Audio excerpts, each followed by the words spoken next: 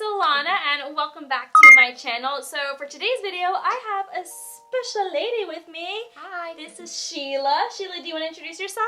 Yeah, hi, I'm Sheila Smires. I am a freelance writer and blogger living in San Francisco, and I also have a podcast where I talk about dating. Sheila's podcast is absolutely hilarious. She talks about a lot of her dating experiences from her past, her current dating experiences here in San Francisco. I love her podcast because it feels like I'm having like a girls' night with her. Awesome. I'll have it linked in the description down below so you can go ahead and check it out and just binge listen to it because she is so funny. Thank you. That was very nice. Thank you. So we're gonna be doing a mukbang video for you guys today. So we're gonna be talking about a lot of juicy stuff today. And if there's certain topics that you want to skim through, I'll have all the timestamps so you can go and just skim through to what you want to watch. So without further ado, let's go ahead and get started. I had a special present for my coach where I can eat a burrito. So that's what I'm gonna be eating. And Sheila, what did you have? I brought like a crepe and fries thing. It's delicious and I love it. It's like one of those things that you order for yourself and you eat by yourself. And now I'm doing it not by myself, so we'll see how it goes. One thing that we talked about that we want to discuss with you guys, so there's kind of some like taboo behind it, and that is period sex. It's true. You know, some people like it, some people don't like it. Some people love it. No one wants to talk about it. Why is that? This is an investigative report. Just kidding. I think it's because it's so messy. People are always worried like, oh, if I have sex on my period, will they get grossed out? I mean, based off my personal experiences, most of the men just don't really give a shit. They don't care, a lot of them. And when they do care, it's like, why don't you just go back to, you know, preschool then? Gross. Right? Yeah, it's true. I think it's very mature. But I also can see how it can feel awkward just because you don't know how they feel about it. So you're like, are you ready to take this ride with me, sir? Like, are we ready to embark upon the Crimson River? That was gross. The Crimson River! Can we do this? And you just know, especially if you don't know that person that well, if it's just a hookup, then, you know. But I say, like, just ask. Sometimes you're, like, at the end of your period or you're at the beginning, it's, like, real light. So you're like, I can handle this. They won't notice. They'll notice. It really will. It will just open up the floodgates. So I would recommend just from the get-go letting them know. But yeah, I find that in most cases, guys are just like, let's just get a towel. Whatever. I've always let guys know when I'm on my period if I'm about to get it on. When I was dating my ex at the time, I always made it clear with him about that I was on my period. And he's like, okay, I mean, that's fine. We'll just clean up. I mean, if you're gonna have period sex, the guy better make sure he's wearing a condom. Or if you're a girl and you want to have period sex with another girl, then use like a dental dam or something, or like a female condom. Guys, like, come on, you can get STDs from this. You don't have something that's protecting you, and hopefully, like, that's common sense to you that you know how to protect yourself when you're gonna have sex with someone on your period. So yeah, I mean, I think it's perfectly fine. I'm a big supporter of it. Honestly, I'm the horniest when I'm on my period. I don't know about you, but it is God's cruelest joke. No, it's not fair. I would agree. But I think it's usually, it's all a mental thing. Like, if you don't care, like, it's just, like, put a towel down, relax. It's gonna be fine. So, no, I totally agree, but I think that people just feel awkward about it. And I could see that, like, I mean, bodies, and men are just so, like, sensitive and so fragile. They're so fragile. They're so sensitive. You just never know what they're gonna say or what they're gonna think. Honestly, it's probably much easier to be, if you're, you know, interested in women, that probably would be a better option. I would recommend it. It can be weird, but I feel like as long as you're talking about it, and honestly, if you're talking to a guy about it, he's like, okay, well, maybe, like, nah, maybe you can just, you know, suck my dick, then he's probably not the one for you. That would be my best dating advice. Well, so speaking of that, when I was in college, I was hooking up with this guy.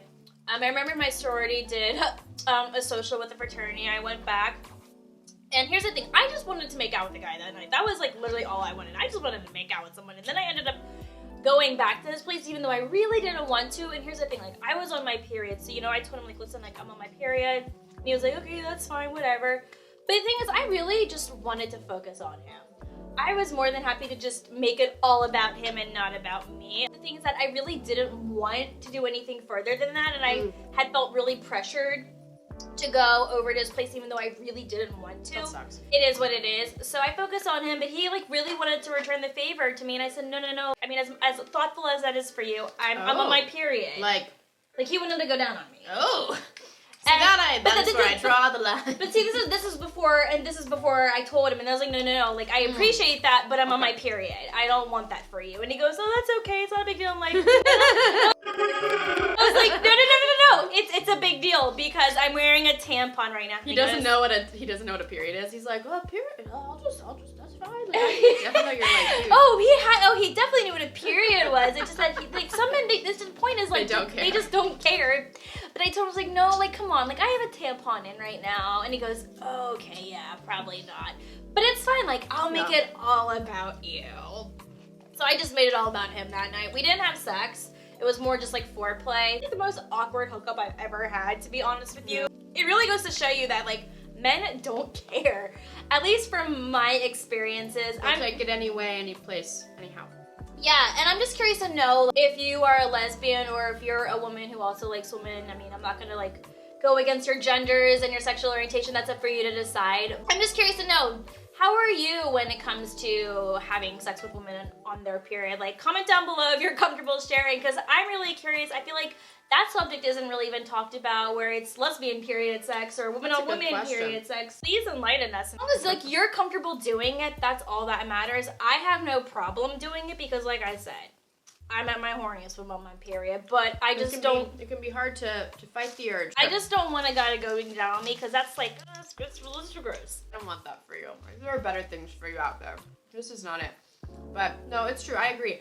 I would say at the peak of my period, where things are getting crime scene level, I don't want to have sex either. I'm like, I'm okay. Just because, like, who knows what's gonna happen? Like, I can't predict. I don't know what's going on. So other than that though, any other phase I'm into. So I think it's just all up to your preference and how you're feeling in the moment.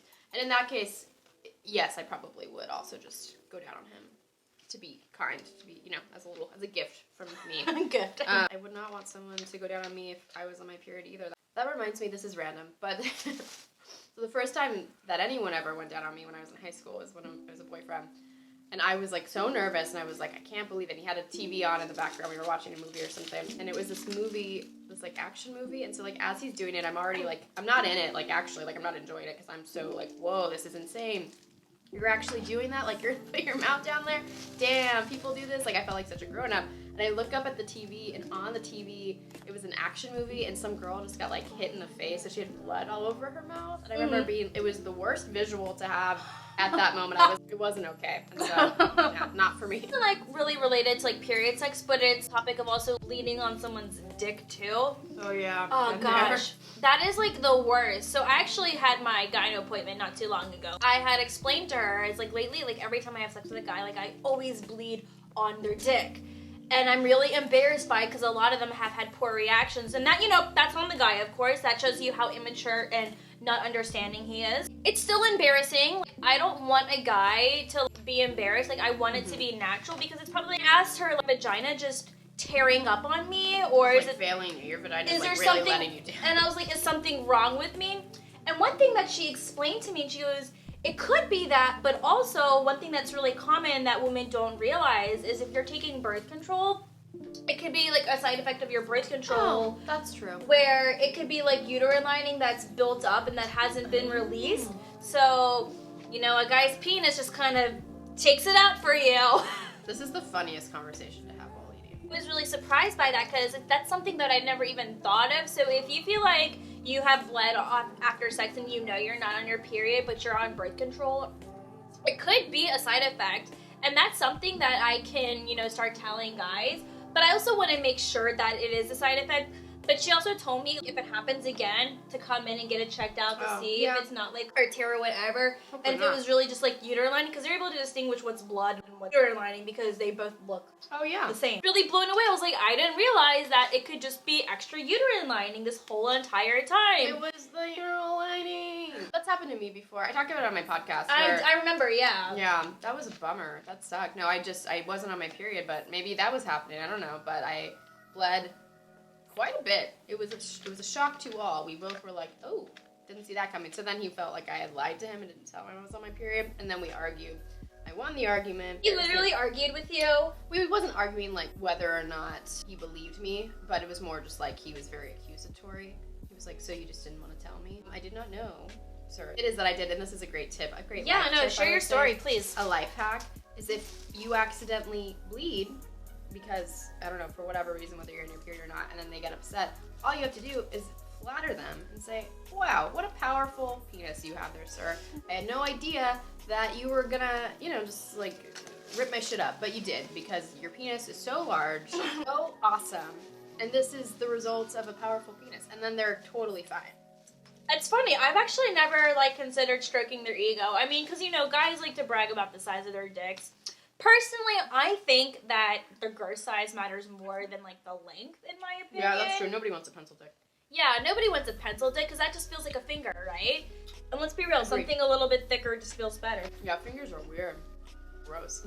Like, have you washed your hands? Yeah, Sure. oh my god, please wash your hands before you have sex, guys. Please do. Or participate in sexual activity, please. I had sex with a guy. This was the first guy that I ever had sex with in San Francisco. And I remember I bled on his dick. I'm letting you know right now, like, I'm not on my period. And he was like, it's okay, it's okay. I was like, I think I just got torn up. That's all, like, this happens. I'm embarrassed, like, I'm really sorry. Like, I kept apologizing profusely, like, I felt bad. And he goes, it's fine, like, I'll clean it up, I'll take a shower, it's not a big deal. That's what I'm saying, just, like, get in the shower. Why are you all so weak? Like, men, not us. Like, is it that big of a deal? Like, do you not bathe? Or starting to date a guy, and you're on your period, or you accidentally bleed on him a little bit, blood never hurt nobody, you know what I mean? He reacts well, and he's like, no big deal. Want to take this to the shower? Marry him. He's the one. Put a ring on it. After that, we never saw each other ever again. I think he fake pulled it off, and he really reacted poorly to it. Not my fault, you know what I'm saying? And then there was another time where I had sex with a guy, and I decided to tell him, like, hey, just letting you know, sometimes I do bleed after sex, just wanted to give you a fair warning. Like, I just told the guy, because I knew we were gonna have sex. I bled a little bit on him. It was dark when we had sex, so he couldn't see anything, but then he went to the bathroom and was like, hey, just please check yourself to make sure there's no blood. And he came back, he said, like, there was just a little bit, but it's not a big deal. And it's like, I just cleaned it off. Again, we still never heard from each other after that, but I think he did react better to it. He was very calm about it. He said it's happened to him before. I don't think that's the reason to why he didn't speak. I will say the sex was bad. It was so bad, so unrememberable. And he had a micro penis too.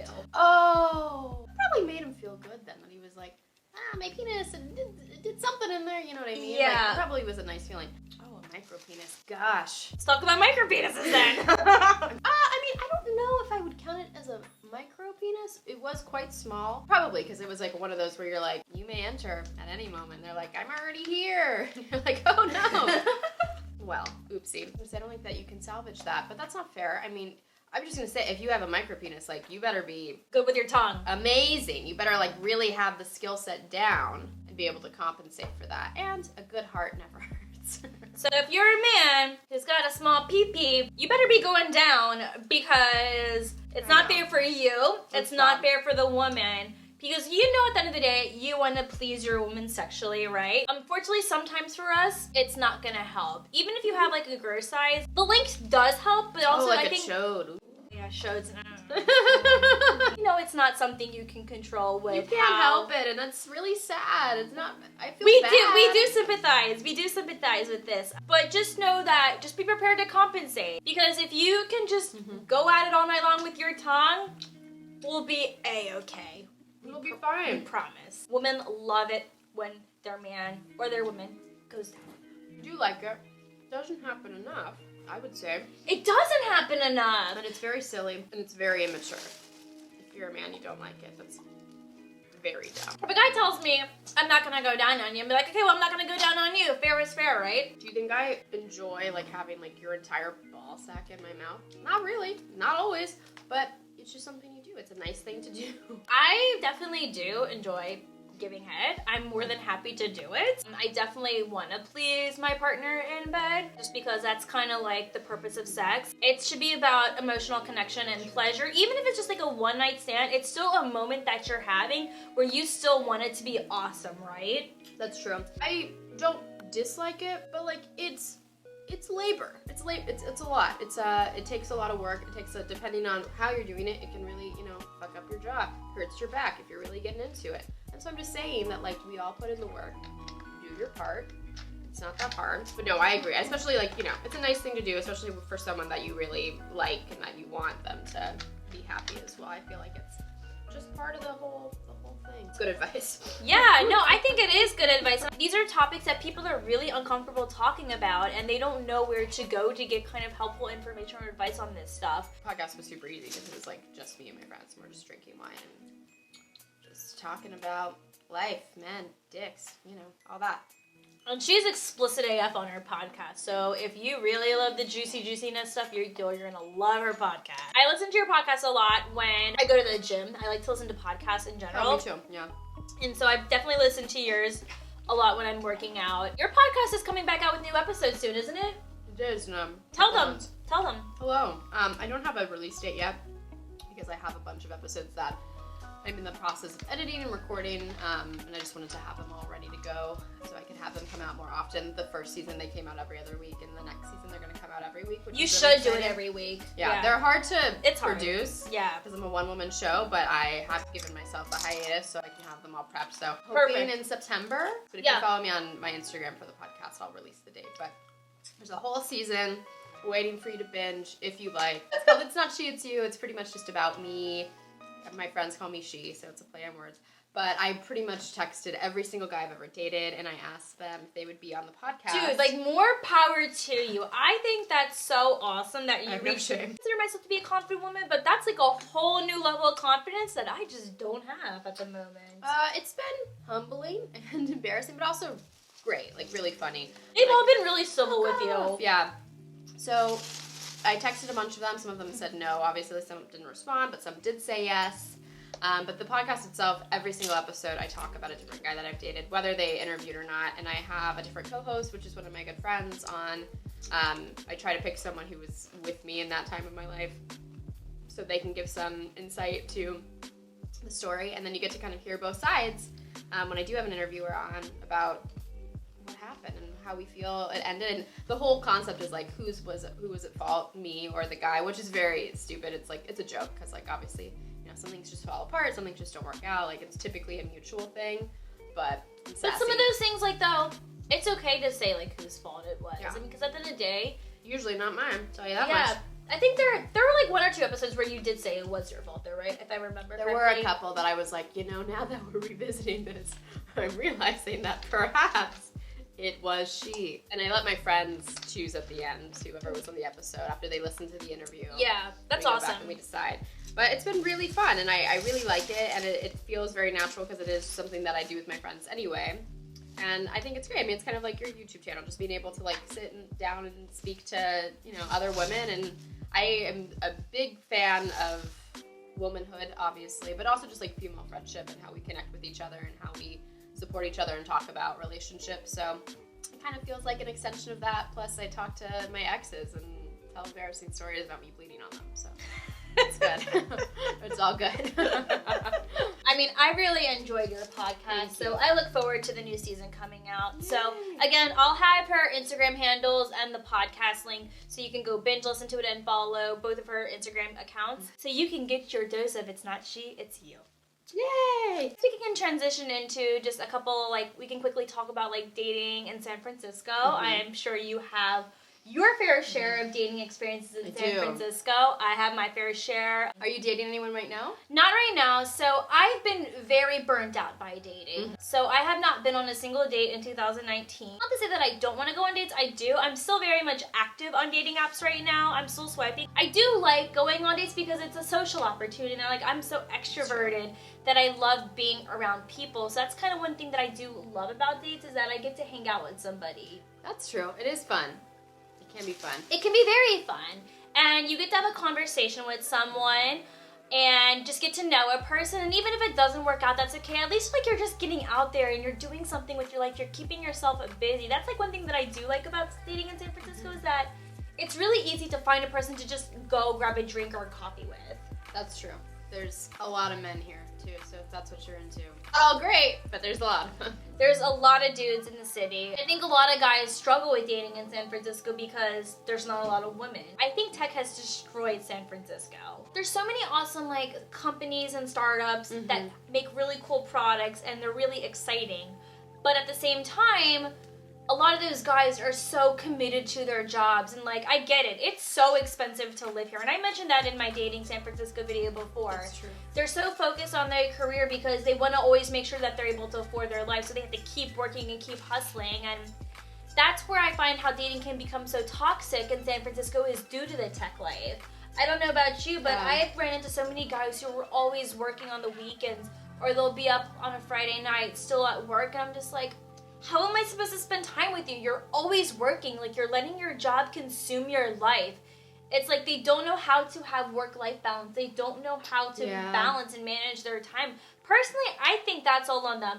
I think, if a guy really wants to spend time with you, or a girl, whatever you prefer, it's about learning how to manage your time and learning how to not let your job consume your life. Like, I want you to be able to live comfortably here in the city. Like, I get it's hella expensive. Rent is ridiculous. If you need to make that $200K salary, like, by all means, like, go and do it.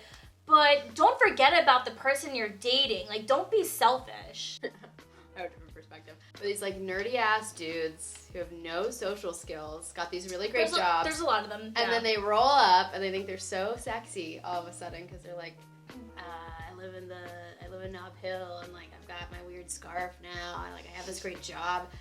And they are idiots. They're not hot, and they think they're hot shit, and it's just a whole attitude that comes with it. But there's so many people that work in tech that are lovely and nice.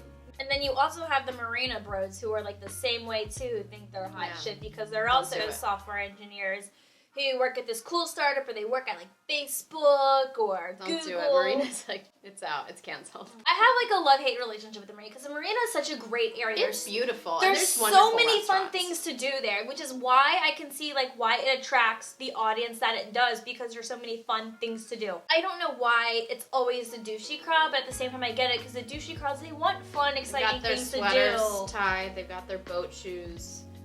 Let's go. It's college. It's literally college. It is college. It's college elevated. Like, they just like are college, but they have jobs now and they have more money, and they're just gross. I'm a pretty busy gal with work too, so I can kind of understand that. Too. But I do agree that it can be frustrating when you're trying to get to know someone, and I think that there's certainly a difference between someone who's very ambitious and getting after their career, because that's something that's very attractive, and someone who is not choosing to invest more time in you, and you can kind of feel that. Like, I think we all know when that's happening to us, versus they truly do want to see you and spend more time with you, they just can't. There's definitely a difference, you can probably tell, so I would agree. I don't know if you've noticed this pattern on dating apps, especially in San Francisco. So many guys say like, oh, I travel. I mentioned this in my last Mukbang with Chelsea, how traveling like doesn't make you unique. Like, yes, it's cool to travel. Everyone's experience is different. Mm-hmm. But if you're always going to be gone traveling, especially for your job, that's not gonna work. Yeah, I was seeing this guy recently, and I've known him for a few years, and we're really good friends, and we were kind of reconnecting, but he just travels so often that I'm like, I guess we'll never see each other. Like, what would be the point of starting anything? So, yeah, that can put a damper on things. But it is true. Every guy on Tinder has, like, it's like gym, park, dog, travel. Like, that's all they have. It's like, we get it. You've been to Thailand. That's great. I'm really happy for you. With me and dating apps, it's like I use some. I really like Hinge. I think that's my favorite dating app so far. But the same thing is like there's just a garbage selection of people on dating apps. True. And what I get so frustrated is that none of them excite me. Like, I want someone who's going to really excite me. And I feel like a lot of them all sound the same. It's really hard because I have Hinge, and I do think it's probably the best one, but I use Tinder more often. I don't know why. That's fine. It's the worst, but I do. But it's like, no. First of all, men do not know how to take photographs of themselves. No, they don't. They're dating but women have really bad dating profiles too. I've heard that, and I've seen some. Some. Hi. Too. There's a kitty. I was getting very distracted. We have a kitty. Hello. I do agree. I feel like sometimes people have weird pictures of it, especially men. It's trash. I don't even know what. I get it because like with women, we're like more comfortable taking. Oh, hello. Are we friends now? Taking pictures of ourselves and like having our friends take pictures, but like, okay, I'm taking your cat, so this is great. This has all worked out really well for me. Dudes aren't gonna be like, hey bro, can you take this picture of me right now? I look really cute. Like, so they just probably don't have them. They don't. Yeah, but other than that, I'd say like dating in San Francisco. Long story short, I talk about over and over again like how hard it is. It is hard. Oh my gosh, she's so cute. I go on dates pretty often. I'm a dater. I like to go on dates. I like to meet new people. I certainly take breaks when I get burnt out as well, because sometimes it's very disheartening. Even if you're into casual dating like I am, there's nothing worse than a bad date, because you're just like, why did I waste my time? Like, ugh, it's the worst. So sometimes I have to take breaks. It's going fine. Like, you know, you meet people. I think the thing is, like them, you either like them casually and you're fine dating them casually and it's like totally fine, not a big deal. But then eventually something will happen and it won't work out and you'll stop seeing each other. Or you end up actually liking them and then they're a man, right? So they're like, oh, well, you know, you see, like, I'm just not really in a good place for dating right now. Like, it's like, then why are you dating, bro? It's very stupid. I think it's fun. If you had asked me a few weeks ago, I might have been grumpier. But now, you know, I wanted a date the other night and it was great. And, you know, we'll see. I'm sure he'll disappoint me at some point. But we'll see until then. But I try to just be positive about it. Like, it's fun. It can be lighthearted and fun. And you're, like you said, a good way to meet people. And it can be exciting to meet someone new. I just try and go in with no expectations. I want to go into thinking this is my next boyfriend. This is going to be my husband. No, that's a terrible I just now go into, okay, like, I'm just going to go in, no expectations, and just live in the moment and see where it'll go. One thing, before we go on to the next topic, I wanted to mention, I talked a lot with my guy friends about how their dating experiences have been in the Bay Area. And a lot of them were saying that the women here suck. And I was like, okay, well, what are women doing wrong? And they were saying a lot of women here are really shallow and that all they care about is a man's wallet. They're really judgmental. And the only thing I say to them is, like, first of all, I'm really sorry to hear that's been your experience. That is really shallow. Women shouldn't care about where a dude went to school. Women shouldn't care about how much a man makes, because that's not female empowerment. Go be the independent woman you are. Make your own goddamn income. It's like, I would never use a man for his money ever. Exploitation of men. And I'm not the kind of person who wants to date a man for his money. I want a man who knows how to cook. I will totally marry a guy for his cooking skills. That would be great. Because I sure as hell can't do it. I make my own money. I'm a hard, independent working woman too, and I'm not going to rely on a man's wallet for my satisfaction. Now, I do want a guy to have a job. I want him to have a job so he can successfully live his best life too. Totally. And yeah, so ambition is sexy. I see that, how that could be hard, especially like it's such an expensive city to live in. So like people expensive. Like come with the attitude of like assuming like there's a lot of greed here. Yeah, everybody is trying to just make it. And the older you get, like it's nice to date someone who has a secure job, but who also is really passionate about it, who has a plan, who's excited about what they're doing, who's ambitious. Then that just, again, that like elevates their quality of life as well. It makes them a happier person. It can be hard to date someone who's, not that you shouldn't date someone because they're struggling, but it can be hard to date someone who's like not happy with where they're at, whether that's financially or in their career or otherwise. I think it's a balance, but that sucks. You ladies out there, you're ruining it for us because you're being dick. A friend, he had texted me a screenshot of his Bumble exchange with this girl, and this girl asked him, where did you go to school? Education is super important to me. And he goes, I went to SF State with a thumbs up emoji. And then she unmatched him. And I was like, what a f***ing shallow bitch. And he goes, yup. That is a bitch. Wow, yeah. Why do you care where he went to school? It's like, here's the thing. I went to a good undergrad and I went to a good grad school. They weren't prestigious, but that doesn't mean they're not good school. Like, invalidating someone's education is really insulting, and it really devalues a person too and their worth. I'm like, okay, well, that's good to know. I didn't know that women were acting this way, that they expect a man to pay for everything, and that they expect to be rich and well educated. Because that's not empowering at all for women. Women, you shouldn't care about this. You should be living your best bull life. Like, worry about yourself, please. The men just say, like, you know, women are shallow. And I was like, okay, please explain how they're shallow. And then I'm like, okay, yeah, no, I'm with you on board. Like, I would never do that to a guy ever. Let's talk about our final topic. And that is a very taboo topic that so many people are not comfortable talking about. And that is masturbation. But yeah, I think that people even feel uncomfortable talking about it with their friends. Exactly. And, you know, even in more intimate settings or with their partner, that can be hard too. But also, it can be a lot of fun, actually, to, you know, introduce that into your relationship if that's something you're into. A lot of women have a different perspective about masturbation than guys, because men do it all the time. They're just jerking it. It's a necessary thing for them to function. Like, they'll lose their mind if they can't masturbate. They will die. But so many women do it. And a lot of women, I think, are afraid to talk about it because there's a lot of stigma that comes around with women in masturbation. I think a lot of women think like, oh, I feel dirty and nasty when I do it, or it's not something that I should be doing. And I think a lot of women who say that they don't masturbate are f***ing liars, in my opinion. Yeah. I've been shamed for masturbation before. And so in college, I was on my Panhellenic council because I was in a sorority, and we had board night all to ourselves, and like the topic of masturbation came out. And a lot of the girls on the board are pretty conservative. I went to school in the South, like I'm from the South and everything. And so I talked about like how I masturbate, and this one girl was like, ew! And she like completely masturbated shamed me. She goes, well, I don't need to do this. Like, I have a boyfriend. I'm like, okay, cool. I had a boyfriend once upon a time, and I still masturbated. I mean, to be fair, I was in a long distance relationship with him. But a necessity. It's not something that you should be afraid of. And if someone wants to judge you for masturbating, it's because they're very insecure with themselves, and they are probably coming from a very sheltered lifestyle where they were taught that probably masturbation is not okay. Some women are scared to do it because, again, like, they feel like it's gonna make them feel really dirty and nasty. And it's not. Like, it's your body. You're gonna have sexual needs and cravings at some point. Like, that's just biology, right? It's okay to own a vibrator. It's okay to use your fingers however you want to please yourself. Like, you shouldn't be scared to do it, because at the end of the day, if you don't take care of your sexual needs and you don't have anyone available to you, I'm sorry, but you're gonna have to take care of it yourself. Because, like, if men do it without shame, women should be able to do it without shame.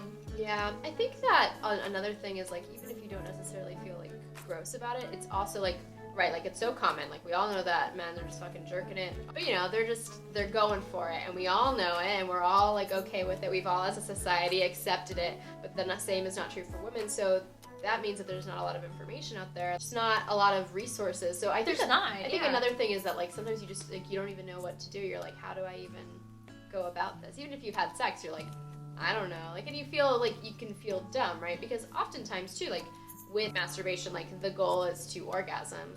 And if you don't know how to do that for yourself, like, that can be, like, I feel like for a guy, it's gonna affect your sex life. It's so simple. But if for, like, as a woman, you're like, how do I even do that? There's all this pressure you have on yourself, like, how do I get myself there? And it can feel almost stressful. And it's an activity that should be not stressful. It should be a stress relief. So I can see how that could be hard. And I think that a lot of women probably don't masturbate. And I think that, I'm sure there's some that lie and who do, but I think a lot of them probably don't, because they don't even know where to start, and they feel embarrassed, and they don't know what they like. But it's true. I think it's super normal. It's super healthy. It can be really good for your sex life because you know how to pleasure yourself. You know what you like, what you don't like. You're able to communicate that to your partner. You can show your partner. You can use it as a visual aid. It can be really fun. It's a nice stress relief, and everybody should feel comfortable doing it. I understand why it's not a comfortable thing for women to talk about or to do, just because it hasn't been made a common thing, you know, within our society. But I love the podcast Sex with Emily. Have you ever listened to it? I haven't. She's great. So she's been podcasting for like 10 years, and she has a degree in sexuality, and she's super smart, and she interviews a bunch of people, but she talks about masturbation and, like, pretty much any sex topic that you can think of. And she talks about it a lot, and she has all these great tips and tons of episodes that, like, are for women if you, like, don't even know where to begin about how to, like, just get comfortable and to just, like, try it and just to see how it goes and to just feel more comfortable. So she's great. I really like her a lot. But yeah, I mean, it's a personal thing, but it's also something that I think you're right. Like, more of your friends than you think probably are doing it, and as they should. I mean, we're adult women here. We have needs. We have things to do. We got things to do, and if you're like one of those women who are watching and you feel like you're scared to masturbate or you've never done it, I mean, I'm just kind of curious to know, like, what are you doing to satisfy yourself? Do you just kind of suck up the sexual cravings that you're having? I'm just kind of curious to know, how do you cope with it? We all get sexual urges. I know, like, when I have my sexual urges, when I'm here in my room, you know, I take care of it, right? On my own. No shame here. Don't lie and say that you never had a sexual urge, because I know for a fact that you're f***ing lying. I just want to know, what are you doing to help yourself? Or if you're one of those women out there who want to do it, but again, you're scared of what society thinks, again, it's nobody's business. That's why it's something that you do on your own. You do it in the privacy of your own room, and nobody else knows except for you. And that's your business. nobody's gonna know that That's true. That's the best part. It's you time. It's all for you. You don't have to talk about it. You don't have to tell people. Yeah, exactly. You don't have to tell people because again, at the end of the day, it's nobody's business what you do with your body. Coming from someone who has been more open about masturbation and the fact that I own a couple of vibrators in my life, like I'm not afraid to like admit that to you guys. I think it's one of the healthiest things you could do for your sex life and for your body. It improves your sex life because you can teach your partner on how to better please you. Women are a mystery to most men, so you can like literally show them what to do and they're like, oh, like it's like a cheat sheet. It's nice. Communication's like a really big thing with sex. Like you gotta talk. Yeah, and it's really hard to do that. I get it. It's awkward. Especially, you know, I think it's much easier if you know the person better and if you're dating them and if it's a little bit more comfortable for you. But it's also like nobody wants to talk about it, right? You can help it. You can say something in the nicest way, but it's still, if it's a criticism, it can still feel like it hurts your pride. Whether it's and your ego, yeah. Whether it's about someone saying it to you or you saying it to them, it can still be awkward because you don't want to hurt their feelings. So I think that, but the more comfortable you can get with it. If you're talking about this with your friends, especially ones that are a little bit more modest and conservative and whatnot, like I had friends back in college, you can always not talk about it with your friends. At the end of the day, like you don't want to make your friends uncomfortable. I just try to be more mindful about like who I'm talking to. With my conservative friends that I do have, I just have to let them warm up to it. So I try not to spill too much. Just quickly wrap things up with the whole masturbation thing. It's not something that you should be afraid of. If it's something that you want to start exploring, but you think that you're gonna be dirty, we're here to tell you that don't think it's dirty. Like, no, this is a completely natural thing to do. Our bodies are designed for the sole purpose of sex. We also have to do something else with our bodies, which is why we have jobs and we have our own lives and we can't just focus about sex. You do want to take biology into account that you want to be able to satisfy those needs because those urges happen and you have to act upon them within an appropriate manner, of course. So just remember, no one's gonna know. It's nobody's business and you don't have to share that information. Yeah. That stays between you and yourself only. It's a way for you to get to know yourself and a way for you to improve your sex life. And when you're comfortable enough to talk about that with your partner, be like, I experimented or I just know what my body likes. I'm just here to say, don't be ashamed about masturbating because it's a good time. It's a good time and most of us do it. Get in there. You'll be surprised how many women do it, and if they say they're not doing it, they're probably lying, and there probably are people who have never touched themselves, and that's just because there's like an insecurity there, and they feel that they're going to be shamed by it. Kind of wraps it up, unless if there's any last things you want to say about it. I feel like we covered a variety of topics that I feel like are important. Yeah, I agree. Very juicy topics. Hopefully every single thing that we've talked about was really valuable to you and you learned something. Feel free to comment down below and share your perspective on it. I'd love to hear from you guys. If you learned something, make sure you give it a thumbs up. And I will see you guys in my next video. And thank you so much again, Sheila, for being here. You're so welcome. Thank you so much for having me. This was great. All right. Bye, guys. Bye.